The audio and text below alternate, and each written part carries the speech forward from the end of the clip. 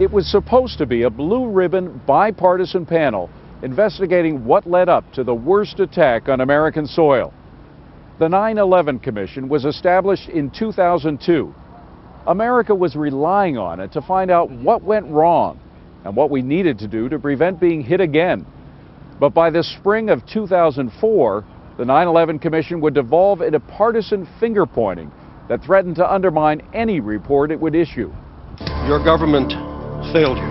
The August 6 PDB warned against possible attacks. There were issues inside the United States. Those entrusted with protecting you failed you. I ask you whether you recall the title of that PDB. Bin Laden determined to attack inside the United States.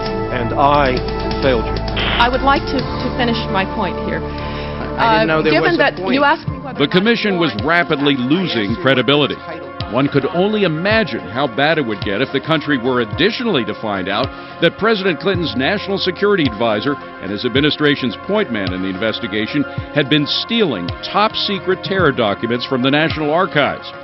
Instead, Commissioner Fred Fielding praised the Clinton administration for thwarting the Millennium bombing plot and cited the after-action review that Berger fixated on at the National Archives. We're studying an event that is a colossal and tragic failure of our system. And there was one bright light as we're looking through this, and that was the Millennium Plot. And the success of the Millennium Plot and in averting problems. And as I understand, there was commissioned and presented in March of 2000 an after-action report on that. I requested the after-action report. There were 29 recommendations. They basically were accepted, subject in some cases to funding. Now, some of those recommendations were implemented. As we learned since 9/11, some of them were not. Consider the bizarre nature of that exchange. Fielding is taking testimony from Berger about a key event based on a document, several versions of which Berger had stolen from the archives and destroyed. But there were no questions about what Berger did. But I, too, have a duty today. I've sworn to tell the whole truth.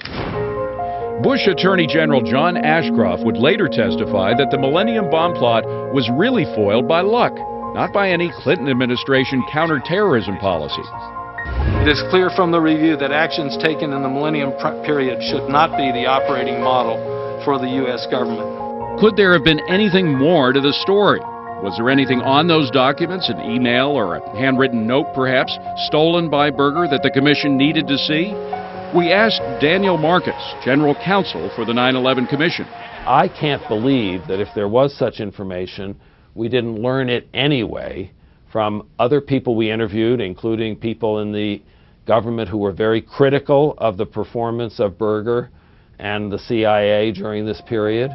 But Brockfeld says that's just wishful thinking. It's not as black and white as it sounds. Copies, if they did not make it through or did not survive, might never get to the 9/11 Commission, even if they were relevant. What's more, Berger's bizarre behavior raised its own questions. All the while, the Commission was left in the dark, and so were the American people. Until news of the investigation leaked in July 2004, just days before the publication of the 9/11 Commission's final report. As if on cue, the Clinton spin machine sprang to Berger's defense. The theme? Sandy Berger was an earnest but sloppy public servant who never could keep his papers in order. Clinton himself went on the David Letterman show and joked, quote, "Anybody that ever saw Sandy Berger's office at the White House wouldn't be surprised that he gets the papers mixed up or takes the wrong ones away," end quote. It wasn't true that Berger was just sloppy, but the media bought it. And what Berger said in his own defense was a flat-out lie. I made an honest mistake. It is one that I deeply regret. 9 months later, on April 1st, 2005, Berger struck a misdemeanor plea deal in which he admitted to illegally removing classified documents from the National Archives.